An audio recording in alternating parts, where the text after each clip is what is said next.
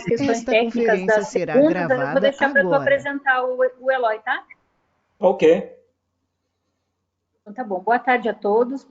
Agradeço pela presença de vocês em mais um dos seminários promovidos pela Divisão de Modelagem Numérica do Sistema Terrestre. Então, eu gostaria de pedir, por gentileza, que vocês enviem as suas perguntas para aquele link do Slido, as perguntas escritas. Mas quem quiser falar, né, quem quiser fazer a pergunta de modo oral, por favor, é só avisar lá no chat. Então, a gente vai ter o seminário do professor Eloy Mello. Vou deixar o professor Valdir fazer a apresentação dele. Obrigada, Eloy, pela tua disponibilidade de estar nos oferecendo esse seminário. Satisfação é toda minha. Beleza. A satisfação é nossa em recebê-lo e uma pessoa assim com tanta importância no estudo de ondas, né, pelo Brasil, como é o seu caso. Eu vou contar um pouquinho, bem rápido, da minha experiência, né, de conhecer o Eloy. Eu conheço o Eloy desde, acho que 89, 90, quando nós iniciamos aqueles projetos de onda lá em Arraial do Cabo, né? E graças ao comandante Gama, o Parente, o almirante Franco, o professor Mascarenhas, o Audálio, o Rogério, esse pessoal todo que acabou, devo estar esquecendo de alguns, mas muita gente acabou incentivando a gente a dar continuidade nesse projeto de ondas, né? Eu mesmo aprendi muita coisa com o Eloy, porque eu não sabia nada de ondas, né? A gente começou a fazer um modelo numérico, e era mais de computador, de pegar as leis que a gente lia, que a gente aprendia, que o Eloy ia passando para a gente, e colocar nas máquinas lá em forma de equação e montar. E montar os programas. Mas o Eloy tinha uma imaginação, assim, uma criatividade muito grande para um monte de coisas, né? Inclusive para esse projeto Sentinelas do Mar, que, para falar a verdade, era uma coisa que eu não via assim com muita simpatia, não, sabe? Não parecia uma coisa mais de surfista, desse pessoal que fala só, né?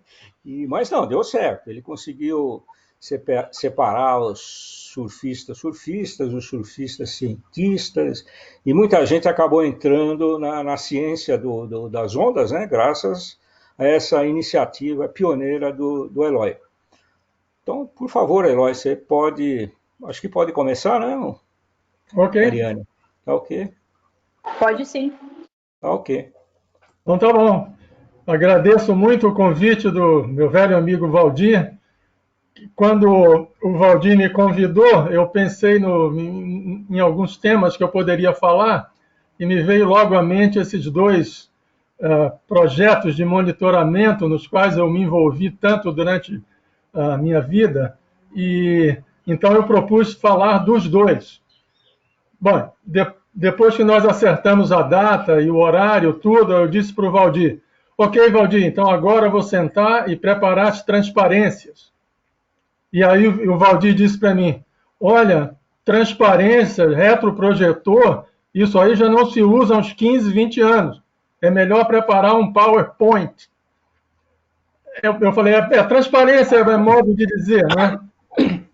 Então, eu comecei a preparar as transparências e aí eu me dei conta que eu tinha me proposto a fazer algo quase impossível, que era falar desses dois projetos num tempo relativamente exíguo.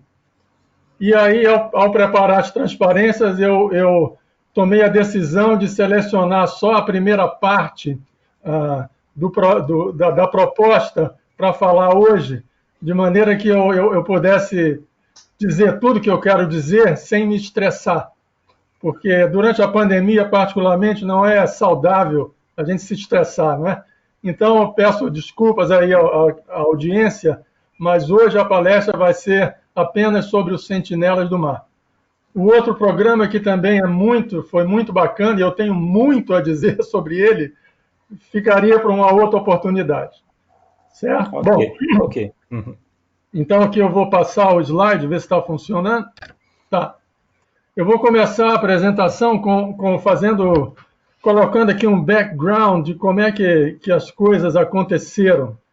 Então, eu tentando me lembrar assim, onde tudo começou, eu fui para essa foto aqui, tirada em 1969, no Rio de Janeiro,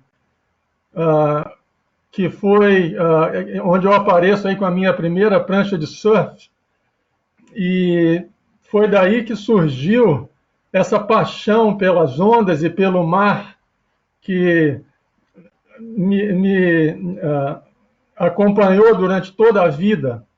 Como diz minha esposa, o surf não é um esporte, é uma doença. E, olha, eu acho que em mim a doença virou crônica, porque eu já estou, bom, com 51 anos depois, eu ainda não desisti e ainda sinto a mesma satisfação de entrar na água que eu sentia no ano de 1969, certo? Bom, esse envolvimento com o surf me levou, a mim e ao meu irmão Duda, durante toda a década de 70, a surfar nas praias do Rio de Janeiro e de todo o Brasil, de norte a sul. E isso, na verdade, me deu um conhecimento empírico das ondas aqui no Brasil bastante significativo. A segunda coisa que eu queria mostrar aqui ainda como um background para o que eu vou falar acontece agora no ano de 1983, quando eu fui para a Universidade da Califórnia fazer o meu doutorado, e aí foi o início do meu aprendizado sobre como o mar funciona, aprendizado este que não terminou até hoje. Olha, eu queria ainda dizer que essa palestra de hoje, pessoal, ela não vai ter nenhum grande avanço científico. Eu vou mostrar resultados, claro, mas a minha principal intenção nessa palestra é resgatar a história. Então é isso que eu vou fazer durante essa palestra, resgatar a história por trás do projeto Sentinelas do Mar, certo? Queria fazer um comentário ainda sobre essa foto onde eu apareço aí do lado do pier do Instituto lá na Califórnia. Essa foto aí já é histórica, não por causa de mim, mas esse pier que aparece no ano de 1983, ele foi demolido no ano de 1988, quando completou 100 anos de idade. Esse pier aí ele era de madeira. E no lugar exato dele foi construído um outro de concreto, que é o que existe no momento.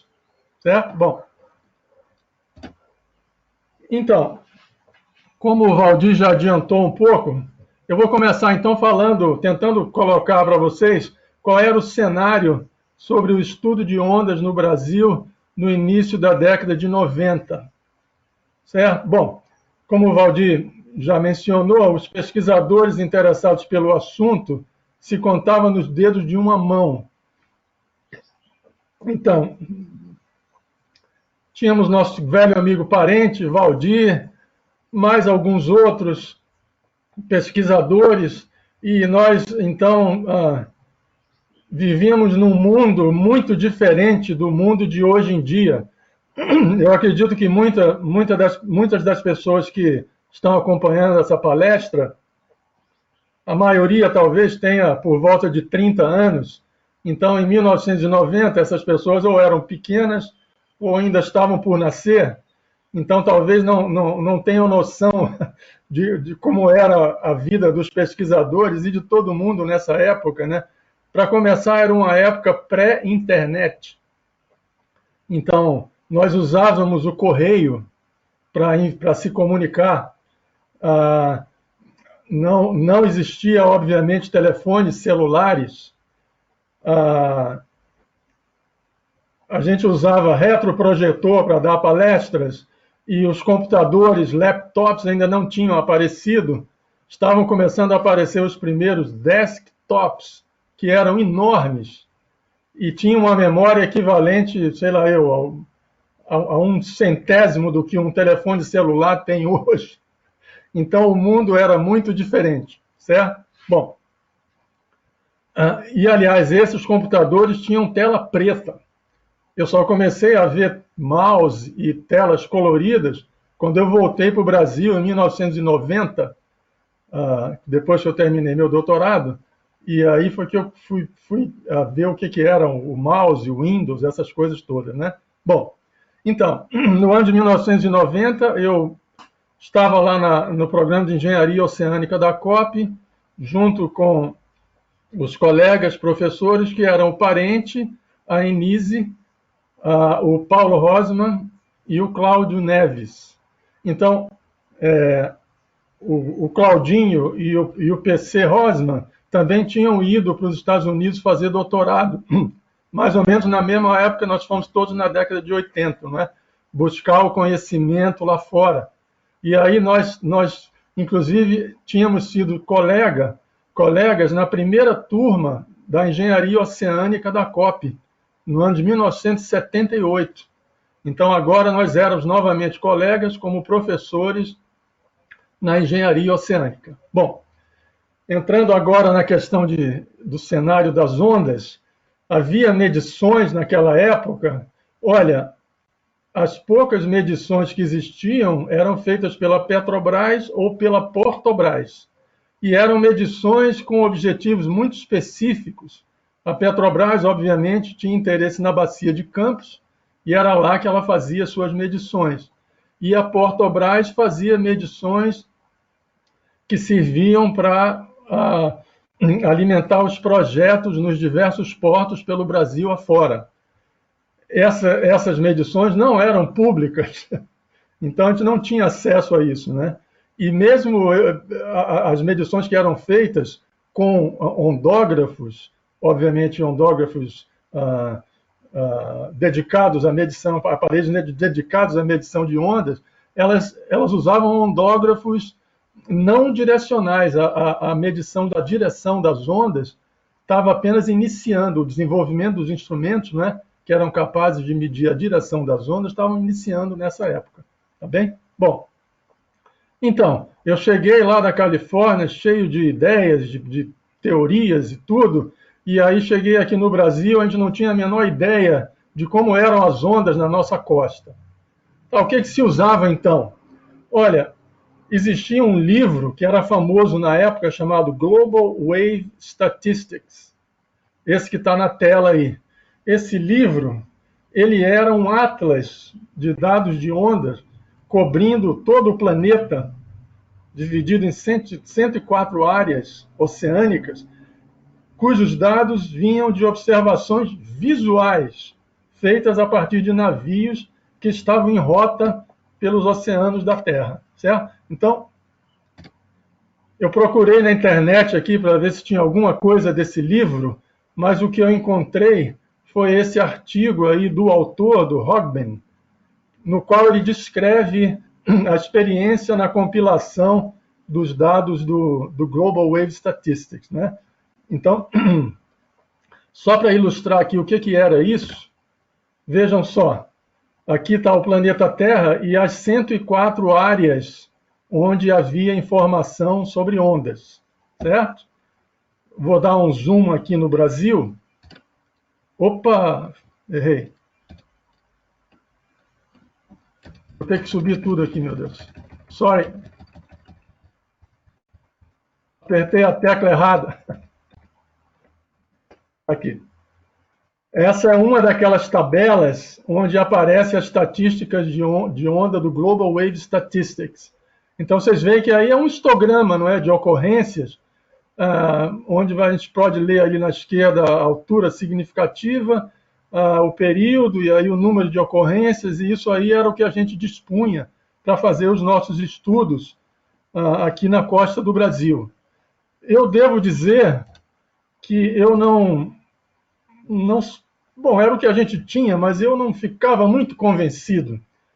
Olhando aqui, por exemplo, o Brasil, nossa costa era coberta por 4 áreas, e particularmente a área número 74, ela ia lá de Pernambuco até o norte do Rio Grande do Sul, isso significa que toda esta área aí teria o mesmo clima de ondas. E eu, com a minha experiência de surf lá dos anos 70, eu não ficava convencido com isso. Pelo menos na costa, eu podia jurar que não era assim. Eu sempre achei que o Cabo Frio era um marco divisório ali do clima de onda no Brasil, né? Mas nessa organização do Global Waves não era assim. Bom, enfim, como é que surgiu a ideia dos Sentinelas do Mar? Deixa eu aqui ficar olhando o tempo para não ultrapassar. Bom, a ideia dos Sentinelas do Mar surgiu de dois eventos que ocorreram no ano de 1990. O primeiro aconteceu no sábado 28 de maio de 1990, na praia de Ipanema. O que aconteceu nesse dia? Bom, era um dia clássico de outono no Rio de Janeiro, temperatura super agradável, céu azul, vento fraquinho. Eu sabia que o mar estava bem calmo, e aí eu peguei as meninas e nós fomos à praia lá em Ipanema. E eu cheguei na praia e realmente estava uma piscina o mar. Aí sentamos na areia, ficamos lá brincando, e aí daqui a pouco eu começo a observar que estava começando a quebrar umas ondinhas pequenas ainda, né? E aquilo me chamou a atenção e eu logo reparei que essas ondas tinham algo muito especial. Eu, com o meu reloginho lá na areia, comecei a cronometrar o período das ondas e o período estava na faixa de 18 a 20 segundos. Bem, isso aí eu já tinha uma ideia do que era isso, não é? Eu vi isso na Califórnia e eu tinha estudado esse tipo de fenômeno nos livros. Isso era uma chegada dispersiva de um swell longínquo, certo? E aí, a partir daí, nós voltamos para casa, mas o fim de semana aí foi todo comprometido com o acompanhamento da chegada desse swell. E aí, no final da tarde, eu dei um jeito de voltar até a praia para olhar as ondas e o mar já tinha subido. Eu cronometrei o período e o período estava um pouco mais curto. No domingo, dia seguinte, eu voltei à praia e aí já tinha um swell significativo, quebrando 1,5 m, 2 de altura, e o período tinha abaixado já para coisa de 13, 14 segundos. Bom, esse evento, então, ele foi o primeiro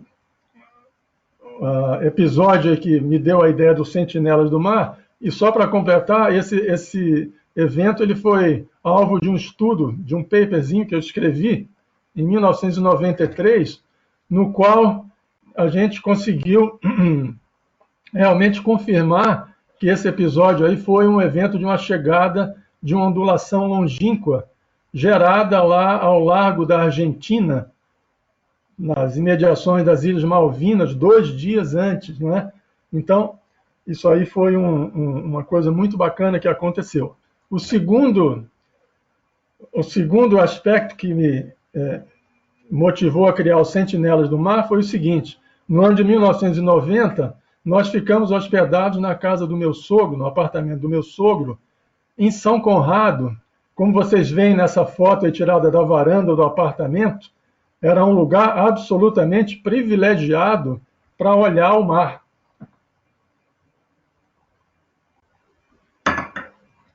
E aí eu passei a fazer observações do mar todo dia. Antes de ir para a universidade, eu acordava, ia na varanda, pegava um caderninho, aí olhava as condições do mar, cronometrava o período das ondas, estimava a altura e fui lá começando a montar as minhas observações. Bom, nesse período também, eu sempre conversando com meu velho amigo Parente, aí o Parente falou: olha, por que você não pede para a DHN te enviar as cartas sinóticas que eles produzem todo dia lá? E aí eu fiz um pedido lá para a DHN e passei a receber as famosas cartas sinóticas, as meteoromarinhas, que informam então como estavam os ventos no Oceano Atlântico Sul. E aí eu comecei a ver que dava, através da combinação das observações com as informações das meteoromarinhas, dava para começar a entender como é que a coisa estava funcionando.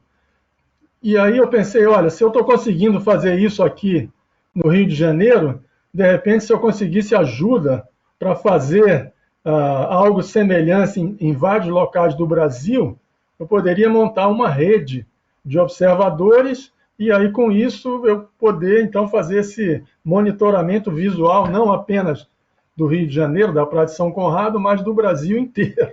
Essa era a ideia, não é? Bom, eu pensei, tá, como é que eu vou fazer isso? Para quem que eu vou pedir ajuda? Eu tinha certeza que o grupo certo eram os surfistas. Eu sou surfista e sei que todo surfista tem fissura pelo mar.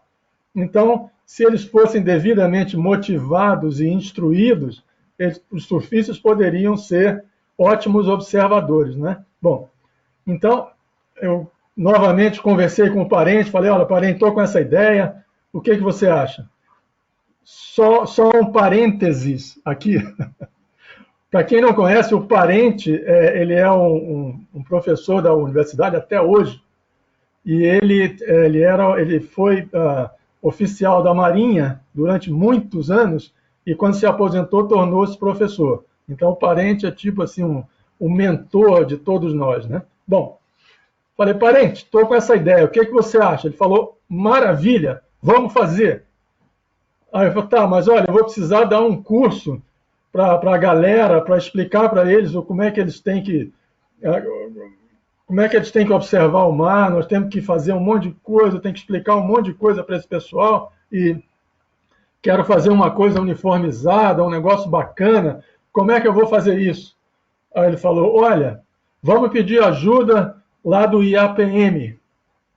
Eu conheço lá o diretor, e aí a gente fala com ele, você vai lá e fala com ele, e aí explica lá o projeto, eu acho que ele vai querer nos ajudar. Bom, então essa parte aí já estava encaminhada, mas eu falei, tá, e aí como é que eu vou agora divulgar isso para a galera do surf? Eu sabia que existia uma revista chamada Fluir, uma revista de surf na época, que era muito lida por todo mundo no Brasil inteiro, né? E aí o parente falou, olha, eu vou pegar aqui uma grana de um projeto meu e vou pagar uma passagem tua para São Paulo, para tu ir lá na Fluir, conversar com o pessoal e aí lançar o convite lá na revista. E assim foi, eu fui lá na revista, conversei com o pessoal, todo mundo achou ótimo, e na edição de fevereiro de 1991 saiu o convite para participar do projeto. Nesse ínterim, eu fui até o IAPM, lá em Arraial do Cabo, e aí me enchi de coragem e fui falar com o comandante do IAPM, que era o comandante Gama. E realmente, como o parente adiantou, o comandante Gama era uma pessoa extraordinária, de mente aberta, não é? E aí ele falou, olha, eu adorei o seu projeto, e eu vou disponibilizar aqui o instituto para você fazer a sua reunião, e mais ainda, vou conseguir aqui uns recursos para custear a passagem dos sentinelas que vierem de longe. Então, imaginem só, isto aconteceu. Bom, eu recebi mais de 100 cartas de voluntários do Brasil inteiro, inclusive de lugares como Brasília, Belo Horizonte, que obviamente não estão muito próximos do mar, não é? Mas, enfim, houve um enorme interesse, mais de 100 voluntários. Eu deixei claro que eu não podia pagar nada para ninguém, mas mesmo assim todo mundo se motivou, e aí eu tive que fazer uma seleção de pessoas para monitorar locais chaves do Brasil. Eu recebi voluntários do Ceará ao Rio Grande do Sul, né? Bom, nessa altura, nosso colega Cláudio Neves sugeriu que eu usasse como critério segundo grau completo. Mas aí eu comentei com o Claudinho, olha, não sei se é uma boa ideia. eu acho que eu não vou fazer isso, não. E não fiz isso, não. Usei outros critérios. Bom, fizemos no dia, lá em abril de 1991, o primeiro encontro dos sentinelas no Arraial do Cabo.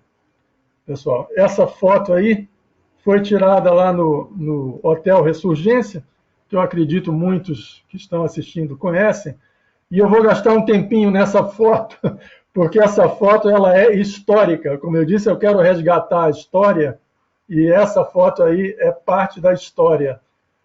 Deixa eu ver se meu mouse aparece aqui. Tá. Bom, eu sou esse aqui, uma versão 30 anos mais jovem, tá? Aqui em cima, nós temos aqui o José Mozart, que era o sentinelas que eu observava lá em Fortaleza. Esse aqui era o Aranha, esse de boné, que observava a praia de Capão da Canoa, lá no Rio Grande do Sul. Esse rapaz aqui, eu não recordo o nome dele, ele era de Santos. Esse rapaz aqui, eu acho que ele era de Santa Catarina. Olha, a memória não me permite recordar tudo, né? Esse rapaz aqui, ele era do Espírito Santo. Infelizmente, não lembro desse. Esse rapazinho aqui é o Carlos Sanfeliz. Ele era o sentinela da Praia da Macumba. Eu vou voltar a falar dele. Aqui dos outros, esse rapaz eu não me lembro. Esse aqui era o Alexandre, não lembro o sobrenome dele. Ele morava em Mongaguá. Este outro aqui era o Zecão, de Ubatuba. Esse rapaz aqui é o José Henrique Alves. Ele não era sentinela, mas na época ele me ajudava lá com algumas coisas lá na UFRJ. Ele tinha acabado de se graduar em oceanografia na UERJ. E então ele era um ajudante muito útil para mim a organizar as coisas, né? O Zé Henrique Alves, hoje em dia, ele é um baita de um cientista internacional. Ele trabalha na NOAA americana, tá certo? Aqui embaixo tem o Pedro Kupfer, que observava as ondas de Saquarema. O outro rapaz aqui do lado, infelizmente eu não recordo esses dois aqui. Peço desculpas, mas não recordo o nome deles. Esse aqui era o sentinela da Praia do Cassino, lá em Rio Grande. Ele era estudante de oceanografia, é o Heitor Tosi, e hoje ele é um profissional da oceanografia bem conceituado. Esses dois rapazinhos aqui eu não me lembro também, infelizmente. Esse aqui é o nosso velho amigo, veteraníssimo Edu Fagundes, aí do IAPM, e o Edu observava lá as praias do Arraial do Cabo. E esse rapaz aqui de camisa branca sentado era um aluno lá do meu amigo professor Lauro Cagliari, lá da FURG, que tinha vindo só participar do curso. Ele não ia ser sentinela, o nome dele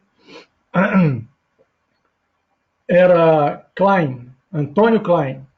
E hoje o Antônio é um professor de oceanografia de renome internacional também, certo? Então, essa foi a galera lá do primeiro encontro e partimos então para o mini curso de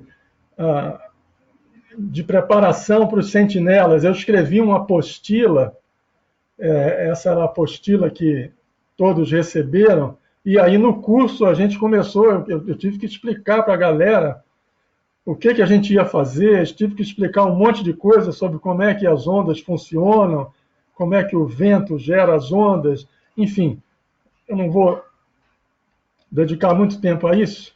A gente tinha que saber muito bem a orientação da praia que a gente ia observar, e o que os sentinelas observavam era isso daqui, pessoal. Isso tudo está na apostila, não é? A gente fazia uma observação do vento, direção e intensidade, mas a observação ela era qualitativa, certo? Não precisava dar o vento, a velocidade do vento em quilômetros por hora. Eu queria saber se todo mundo está me ouvindo. Sim, estamos ouvindo, Eloy. Ok, porque eu só estou vendo a tela aqui, não vejo mais nada. Então tá certo, vamos em frente. Tá, então a gente fazia essa observação do vento com a intensidade de forma qualitativa, né, fraco, moderado, forte, etc., usando como referência o vento mais forte que a pessoa já tinha presenciado na sua praia, né? Depois a gente passava a observação das ondas. Nós observávamos direção, período e altura, que são os 3 parâmetros-chave da definição de um campo de ondas, né?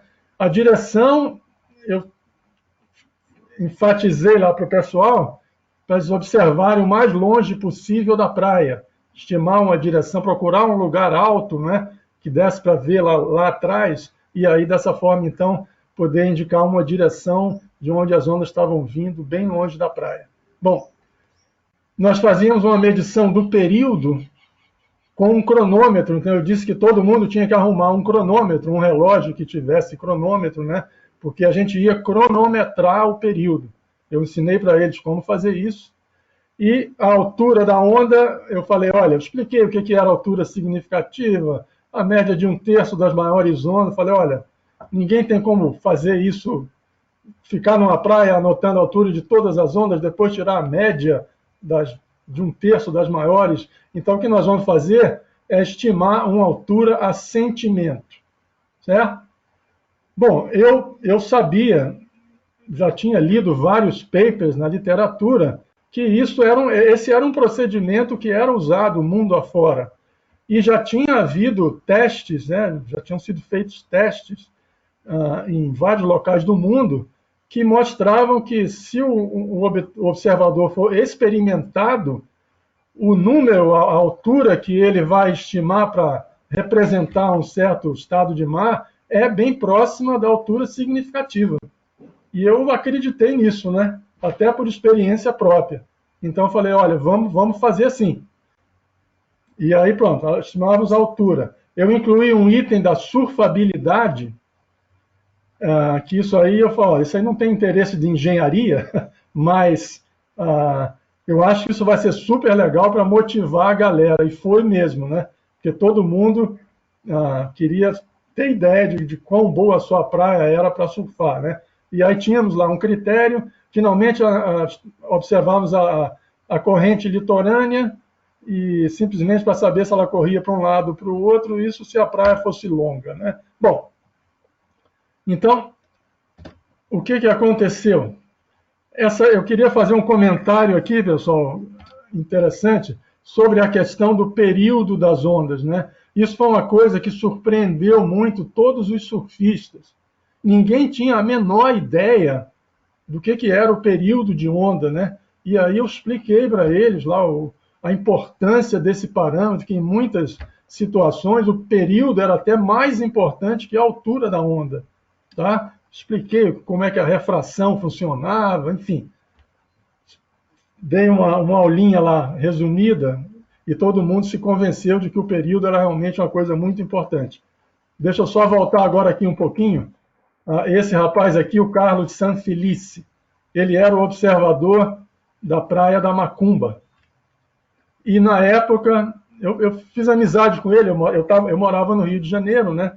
E aí, às vezes, a gente se encontrava, e ele morava numa casinha na praia da Macumba, e nessa época ele estava dividindo a casa com um surfista, um rapaz que tinha vindo de Pernambuco, e queria iniciar uma carreira de surfista profissional, e ele então dividia a casa com o Carlos Sanfelice. E o nome dele também era Carlos Burle, que depois se tornou um ás do surf, né? Inclusive, para os que acompanham aí o surf, talvez conheçam esse livro, a biografia do Carlos Burle. E aí eu, para minha surpresa, estava lendo o livro e vi que o Burle fazia uma citação ao projeto Sentinelas do Mar no livro dele. E olha que coisa interessante. Ele fala isso exatamente por conta do Carlos Sanfelice, o companheiro de casa dele.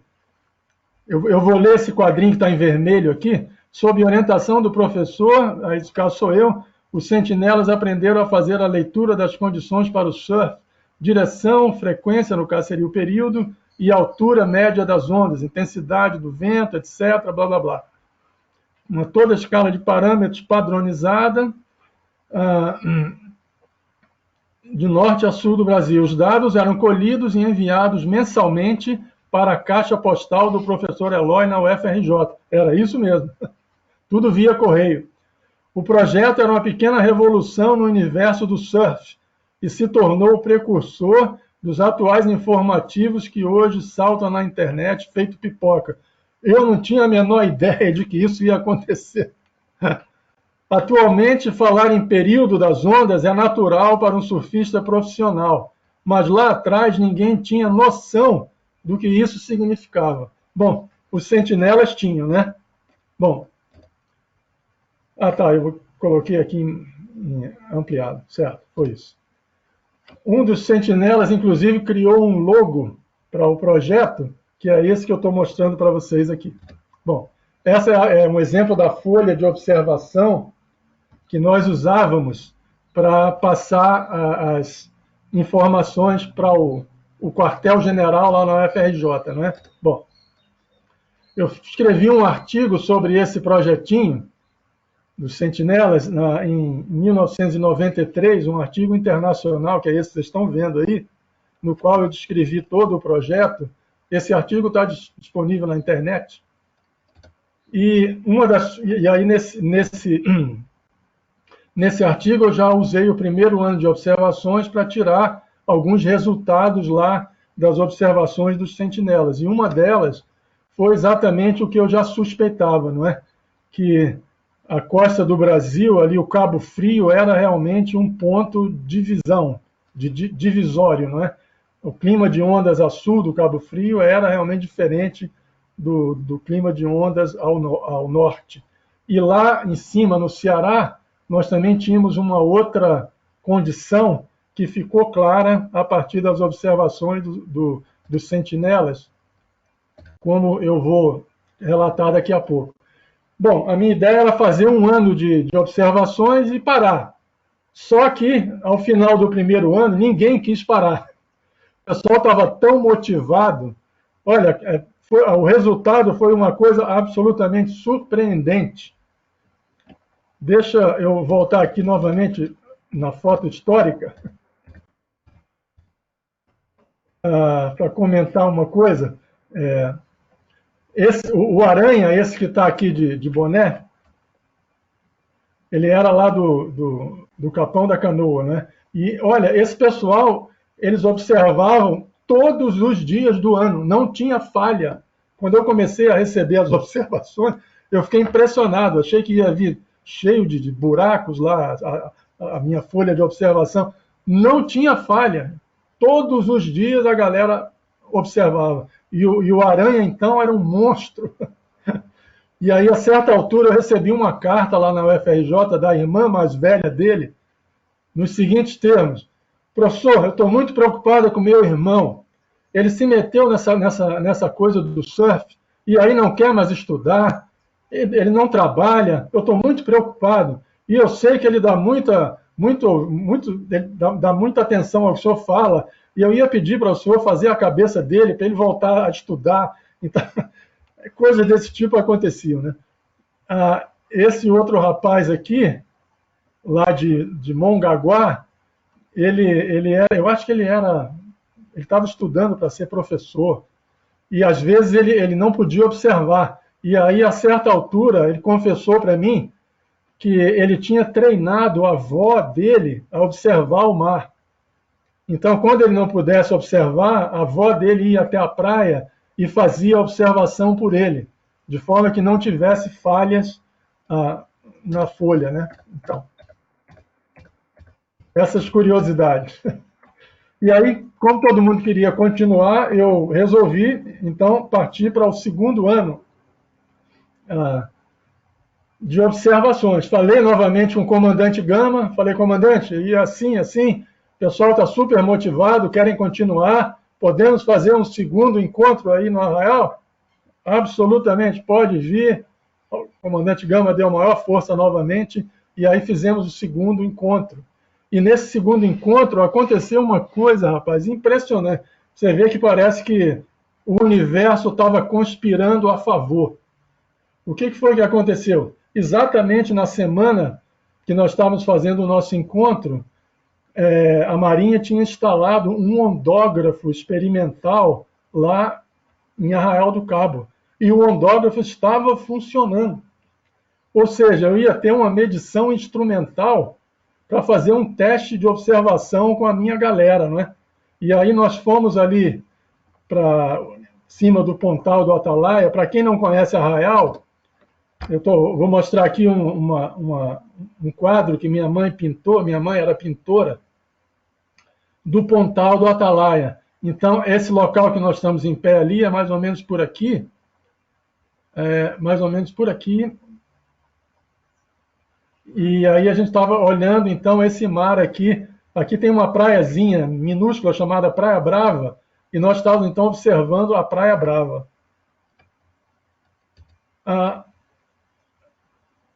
Para sorte ainda, no dia seguinte, no dia anterior, passou um ciclone extratropical lá para baixo, e no dia que nós tínhamos lá para fazer a nossa observação, tinha entrado um swell espetacular, aquele swell de sul limpinho, né?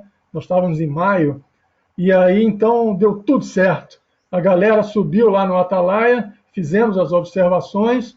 Deixa eu só comentar aqui novamente algumas coisas dessa foto. Eu estou aqui de costa, esse é o Edu Fagundes, aí do IAPM, e esse rapaz aqui com a manga arregaçada é o Marco Romeu. Ele entrou no segundo ano e ele observava a praia do Hermenegildo. Vocês têm ideia onde é essa praia do Hermenegildo? Ela é a praia vizinha ao Chuí, no extremo sul do Brasil. E o Marco, então, morava lá na época, e aí ele passou a observar as ondas lá no Hermenegildo. O Marco, ele se interessou tanto pela coisa, ele estudou matemática, né? E ele se interessou tanto que vejam só o que aconteceu com ele. Ele veio fazer mestrado comigo, depois quis continuar, fez o doutorado comigo também, e atualmente ele fez concurso depois, e é professor da FURG, do curso de Engenharia Civil, Costeira e Portuária que nós abrimos lá. Então ele terminou sendo meu colega no final da minha carreira. Esse foi o Marco. Aqui está o resultado do teste de observação. O que aconteceu com as observações desse dia lá dos sentinelas? Então, essa figurinha está mostrando, isso tudo é do paper, né? Essa figurinha de cima aqui mostra a observação que os sentinelas fizeram do período das ondas, tá? Aqui tem a medição do ondógrafo. O ondógrafo mediu 11,9 segundos de período. Seria o período representativo, vamos pensar assim. Corresponderia ao período de pico do espectro, né, tecnicamente. E esses pontos aqui eram as observações dos sentinelas. Então, com exceção desses dois aqui que erraram por 1 segundo, todo mundo cravou, esse aqui 1 segundo a menos, cravou os 12 segundos, né? Então, foi um resultado espetacular para o período. Para a direção, vejam só o que aconteceu. Esse gráfico aqui. Aqui está a observação do ondógrafo. Não, perdão. A observação do ondógrafo é esse pontinho aqui. Ele estava indicando 2,5 metros. O ondógrafo estava mais lá fora, estava coisa de uns 20 metros de profundidade, e os sentinelas observavam as ondas na arrebentação, né? Então, não necessariamente a medição do ondógrafo tinha que corresponder ao que estava acontecendo lá mais no raso. E aqui está o resultado, olha só. O pessoal estava estimando uma altura por volta aqui de 1,5 metro, não é? Exceto esses dois aqui, que puseram uma altura substancialmente maior. Sabe por quê?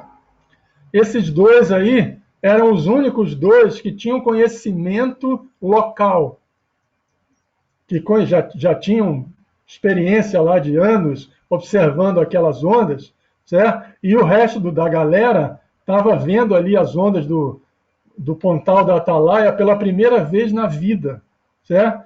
E aí o que acontece? Esses dois aqui eram o Edu e eu, certo? Então, a gente sabia que quando ali aquela praia brava lá de Arraial do Cabo, ela engana. Parece que o mar está pequeno, quando você entra lá dentro, você vê que não está tão pequeno assim, né? Então, isso aqui mostrou como a experiência, a vivência local dos observadores era importante para o projeto, certo? E me deixou tranquilo, mesmo dando esse resultado, porque eu tinha agora certeza que as pessoas, que nas suas respectivas praias, a galera não ia errar, certo? Eles iam dar um número que seria próximo do que realmente estava ocorrendo. Bom, agora eu vou voltar de novo aqui naquela figurinha histórica para falar dos sentinelas lá de Fortaleza, o José Mozart. Inclusive, o Zé Mozart é muito amigo do meu irmão Duda, que mora lá em Alagoas, e o Duda me falou que hoje é aniversário do Mozart, e ele deve estar assistindo essa palestra. O que aconteceu? O Mozart observava as ondas lá em Fortaleza e, quando chegava no fim do ano, as observações do Mozart mudavam completamente. Apareciam normalmente durante o resto do ano, exceto o verão, né?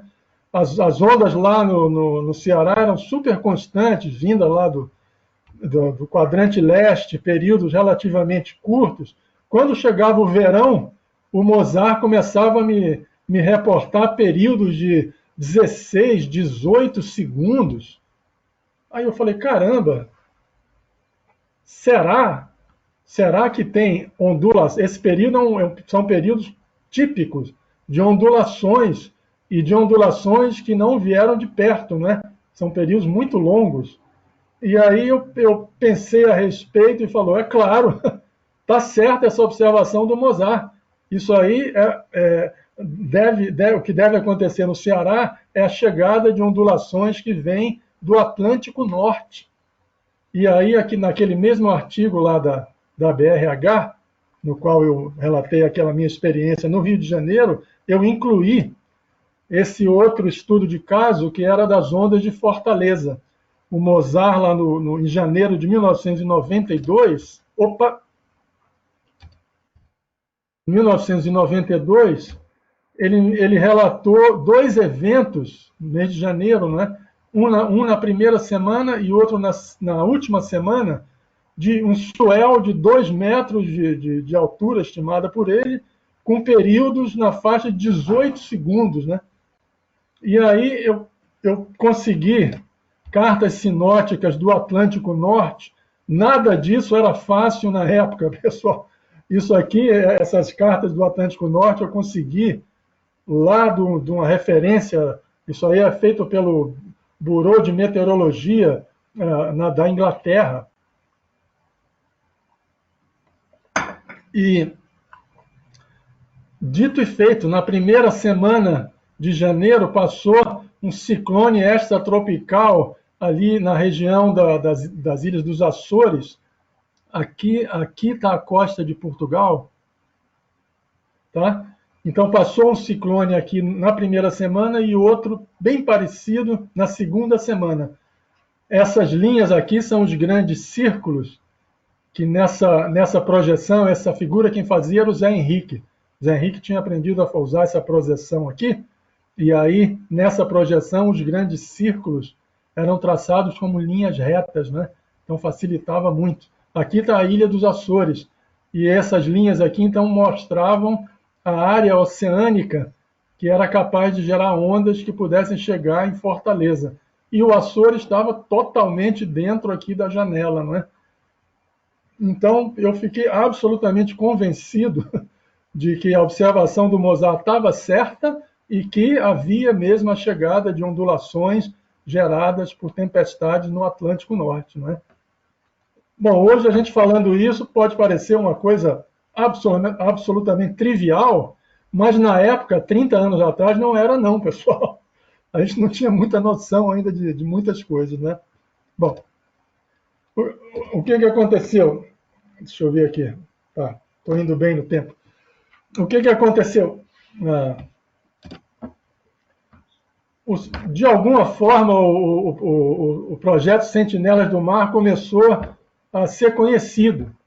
Eu não sei como, na verdade.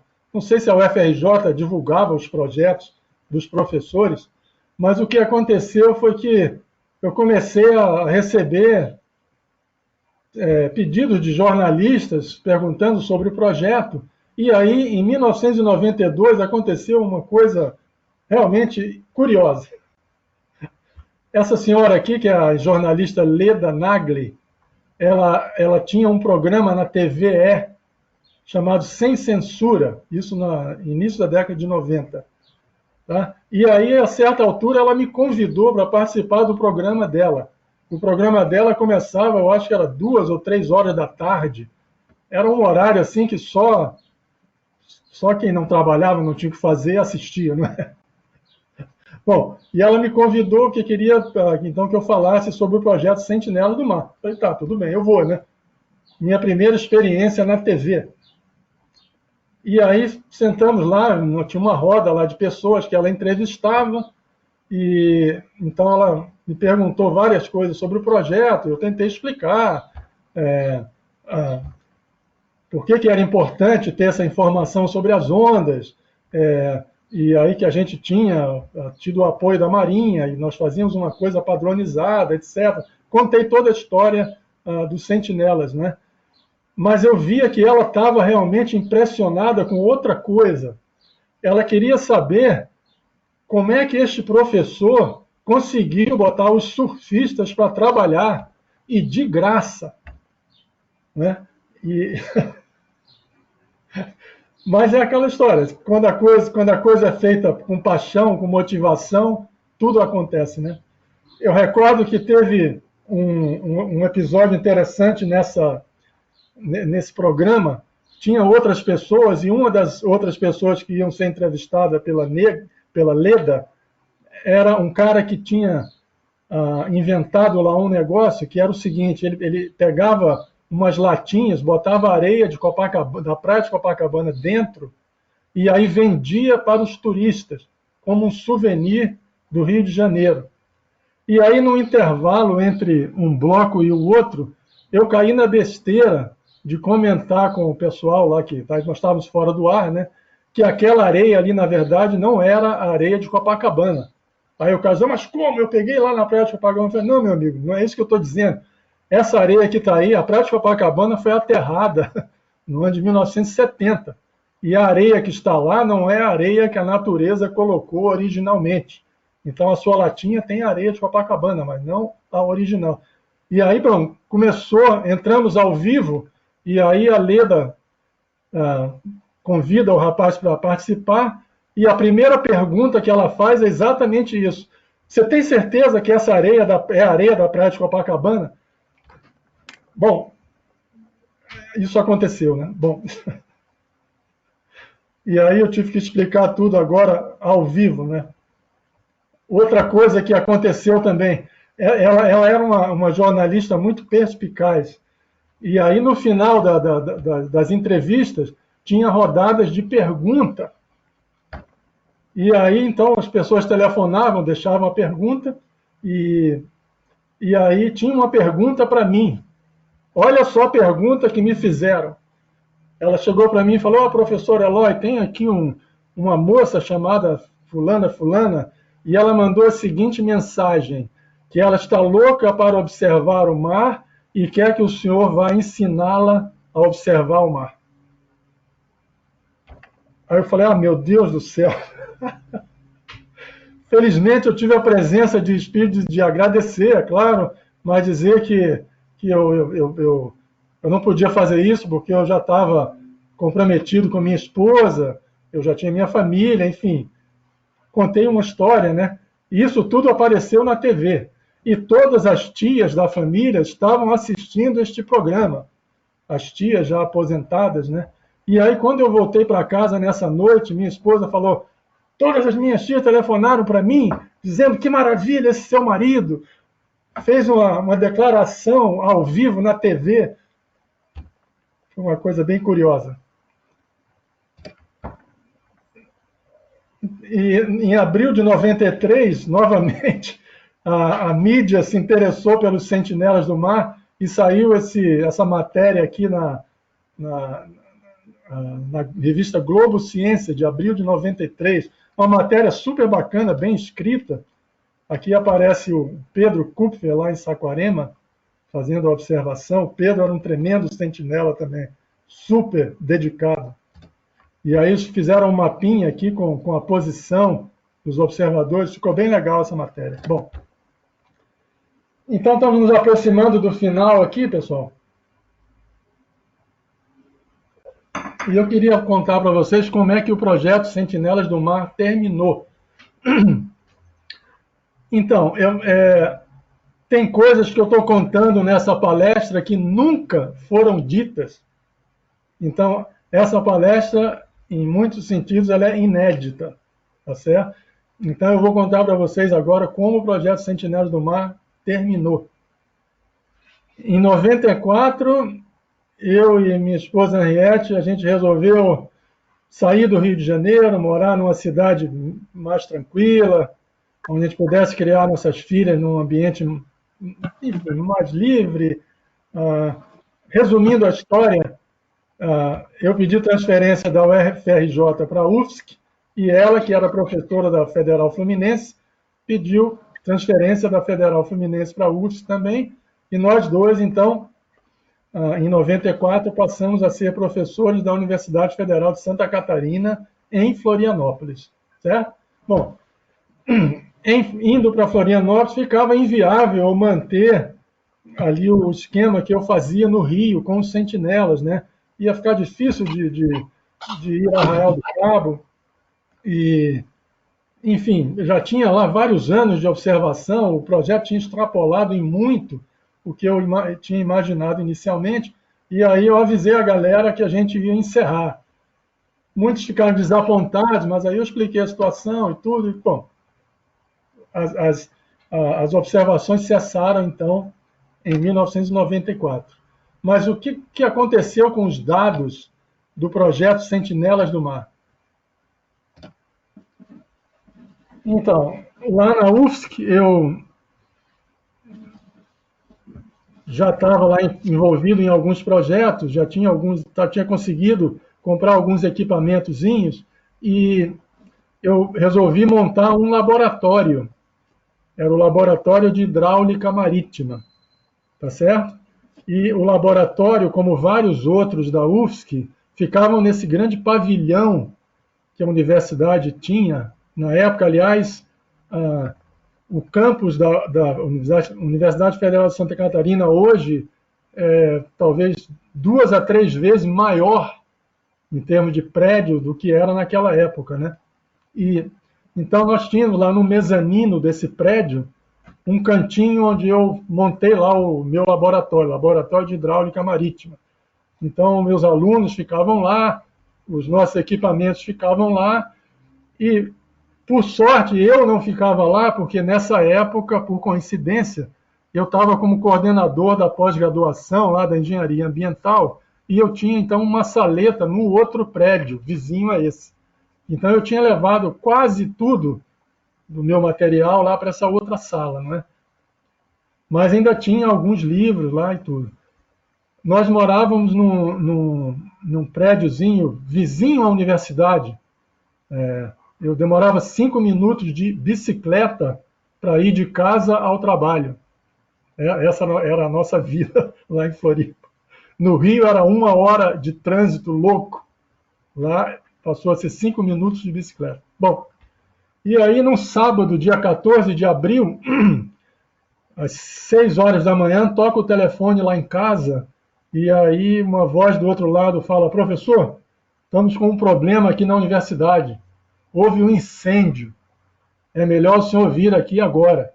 E aí eu levantei e fui para a varanda. Da varanda dava para ver o campus, né? E aí eu vi uma coluna de fumaça saindo do meio do campus, né? Eu falei, meu Deus do céu, o que está acontecendo? Aí peguei o carro, fui lá correndo, e quando eu cheguei lá, a cena que eu vi foi o nosso laboratório, ele tinha uma janela, eu vi uma grande labareda saindo pela janela do Laimar. Aí vieram os bombeiros com as mangueiras lá jogando água naquela coisa toda e, enfim, terminaram por apagar o fogo. Ninguém sabe exatamente o que aconteceu, mas provavelmente o que aconteceu foi o seguinte: esse pavilhão ele tinha esses mezaninos improvisados, né? E aí muitos professores tinham laboratórios ali, tudo improvisado, com a fiação, enfim, puxada lá de qualquer maneira. Deve ter dado um curto de sexta para sábado à noite, e aí um dos laboratórios pegou fogo e ali com aquela coisa toda inflamável, o fogo se espalhou e tomou conta do pavilhão inteiro, né? Eu tinha lá as folhas de observação do Sentinela, todas organizadinhas lá num fichário que estava no laboratório, né? Então, o meu fichário devia estar em algum lugar aqui. Eu nunca tinha visto um ambiente depois do fogo. Essa foi a primeira vez, espero que seja a última. Mas isso que vocês estão vendo aqui é um telefone derretido. O fogo simplesmente acabou com tudo. Então eu entrei aqui dentro, tirei essa foto.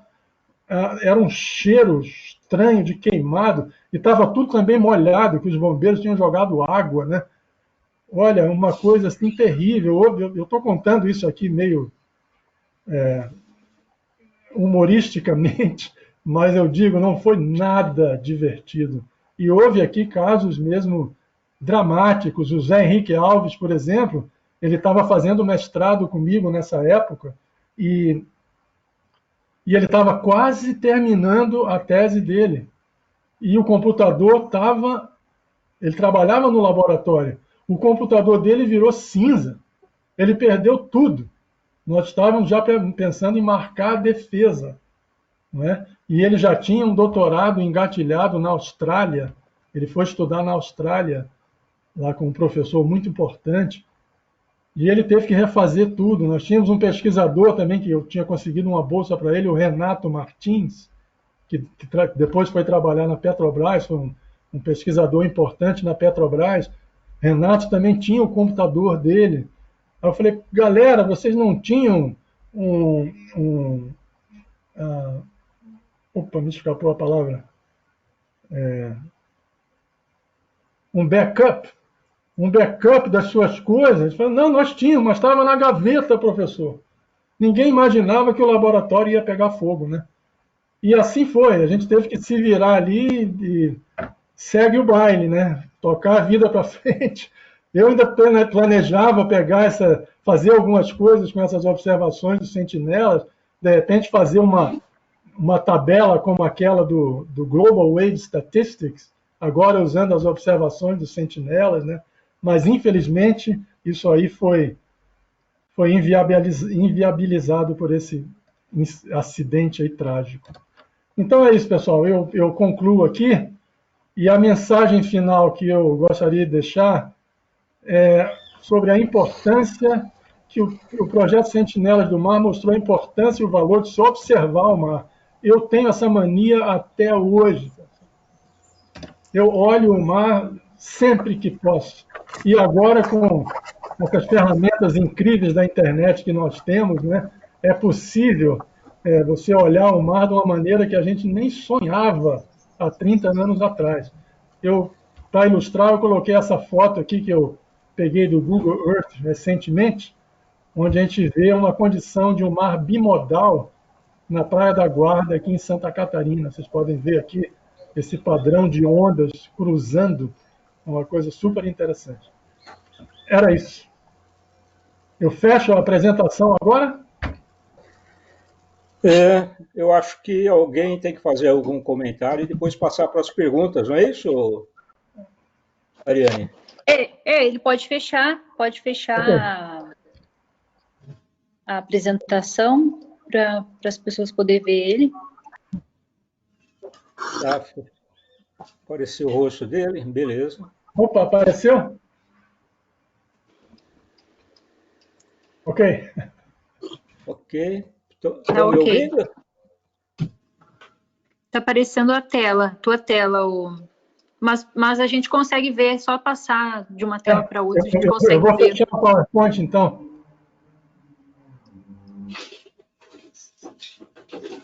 Beleza, tá. Ok. Bom, passamos para as perguntas ou eu faço algum comentário primeiro, Ariane? Pode fazer comentário, Valdir, primeiro. Bom, então, primeiro eu gostaria de agradecer a declaração de amor, né, pelas ondas que o Eloy nos forneceu, né, essa grande motivação que vai dar para um monte de gente, né, vai continuar dando, sempre deu, né? E eu me lembro, né? Lembrar quando a gente estava começando com essas modelagens de onda, né? Me lembro, acho que da primeira apresentação que a Dirce fez lá em Arraial do Cabo, e o Eloy viu os resultados e falou: mas peraí, pô, você está fazendo propagação de ondas com período muito grande, eu não estou vendo empinamento, elas não estão crescendo, que tem alguma coisa errada no seu modelo. A gente estava aprendendo ainda, né? Estava colocando os processos físicos ainda lá naquele modelo. Mas eu também me lembro que depois de uns 2 ou 3 anos, quando a gente fazia a apresentação e o modelo mostrava tudo isso que vocês observavam, né?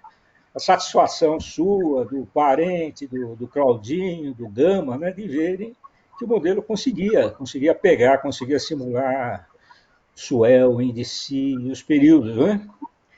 E agora a sua criatividade, né, numa época em que não se dava muita importância para gastar dinheiro com medições, né? E botar um ondógrafo na água não é brincadeira, não, custa muito caro, né? E foi muito, muito importante, mostrando alternativas. Isso estimulou muitos jovens a ingressarem na área e foi separando os surfistas, né, como eu falei no começo, dos surfistas cientistas. Aquela turma que você mostrou lá, pelo menos uma meia dúzia lá, acabou virando surfistas cientistas importantes, né? E pelo Verdade. mundo também, pelo mundo isso aí acabou incentivando muita gente, né, de países que não tinham tanta disponibilidade de dinheiro e ver que era possível fazer observação de ondas sem ondógrafo, pelo menos próximo da costa. Então, meus parabéns e muito obrigado pela apresentação. Eu passo então as perguntas para quem quiser. Não sei como é que a gente organiza isso, como é que são feitas essas perguntas. Como é que é, Ariane? A pessoa não dá para levantar a mão, né? Geralmente as pessoas se manifestam aqui no chat. Tem alguém que Tá. gostaria de fazer uma pergunta de forma oral, pessoal? Boa tarde, Eloy. Boa tarde, professor Valdir. Estão me escutando? Sim. Estamos. Aqui é o Eduardo, aqui, de Arraial do Cabo, do IAPM, amigo de longa data, participante aí do Sentinelas do Mar. Eu só queria, mais uma vez, frisar aí, né, a importância desse projeto, essa iniciativa do Eloy naquela época, e lá se vão aí, né, tantos anos, e dizer que isso despertou, né, o interesse pelo conhecimento real das ondas, né, de muita gente, né, vários conhecidos aí que esse grupo se formou e dali surgiram vários cientistas, como o próprio Eloy já falou aí, né, que tiveram todo esse interesse, além do amor pelo mar, o interesse pela oceanografia física aí, pelas ondas, né, e dizer que até hoje a gente, aqueles que realmente, né, gostam e têm essa convivência diária com o mar, como é o meu caso, se preocupam em observar, em marcar, em relembrar, né, toda essa teoria e colocá-la em prática para cada dia adquirir, né, mais conhecimento e passar àqueles que não conhecem tanto o assunto, porque muitos dos surfistas, infelizmente, olham o mar só como uma onda que chega e acabou e vai embora, né? A onda não volta. Então, eu queria só deixar aí um grande abraço a vocês, o Valdir, o Eloy, né? Dizer que foi um prazer enorme participar aí dessa live, né? E eu também sou do tempo da transparência. Bom, e obrigado por todo, né, os seus ensinamentos, todo o seu carinho, né, e tudo mais. Grande, Edu, não sei se meu som ainda está ligado. Ah, tá ligado. Ok. Edu é irmão?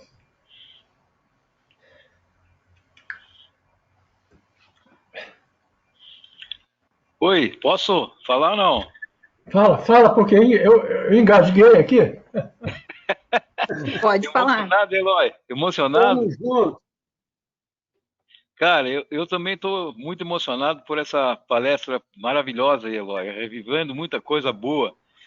Esse teu projeto ajudou muito o nosso projeto lá no Rio Grande do Sul de morfodinâmica de praias arenosas, né? Lauro, bota Isso. sua imagem aí, Lauro. Põe sua imagem. Ativar aqui. Ah, não, peraí. Deu aí? Opa! Opa. Então, Eloy, eu estava dizendo que esse teu projeto aí nos ajudou muito no projeto Morfodinâmica de Praias Arenosas, lá do Rio Grande do Sul, né? Que era um dado crucial, saber a altura da arrebentação e o período da onda para estimar o estágio modal da praia, o estágio de observação naquele dia, né? O famoso ômega aí, né? Que o pessoal da Austrália lá inventou, né? E assim, vários alunos meus, né, também foram mordidos pela tua paixão pelas ondas aí, né? Rodrigo Barleta e Tortosi, que está na palestra aí, né? O próprio Klein, né, que depois virou um professor aí conceituado internacionalmente, né? Nessa parte de morfodinâmica de praias, né?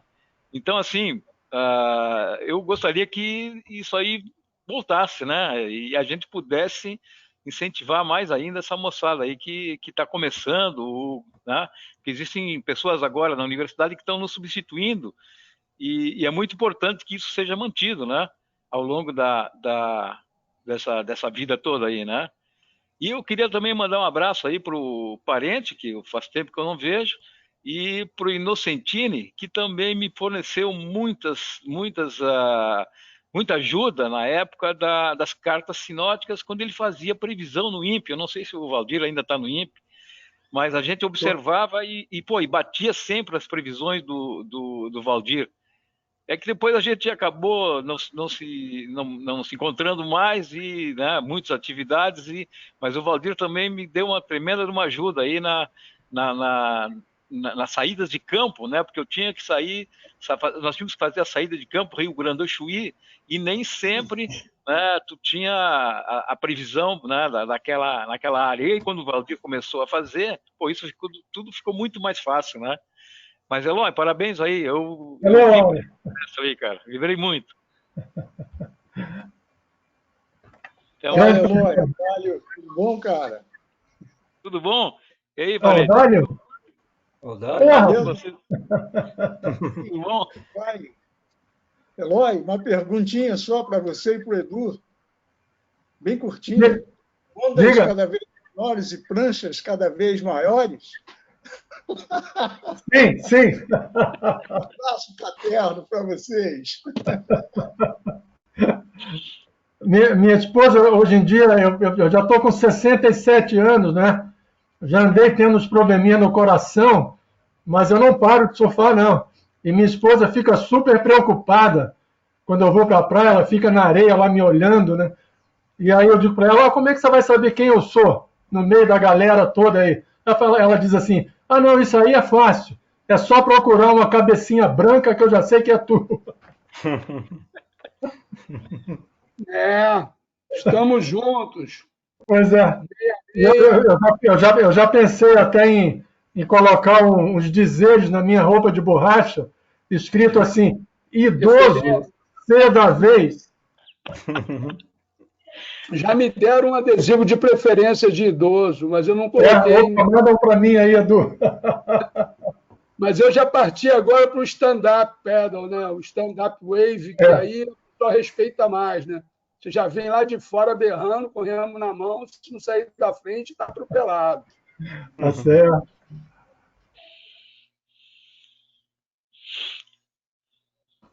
Audálio, um abraço também aí a todos.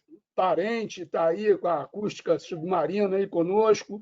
Estamos aí com o nosso curso de acústica, a primeira turma de mestrado aí de acústica submarina, na realidade de acústica, né, submarina do Brasil, né, aqui no IAPM, no Programa de Pós-Graduação em Acústica Submarina. A primeira turma começa agora no início do ano que vem, estamos em processo de seleção aqui do pessoal.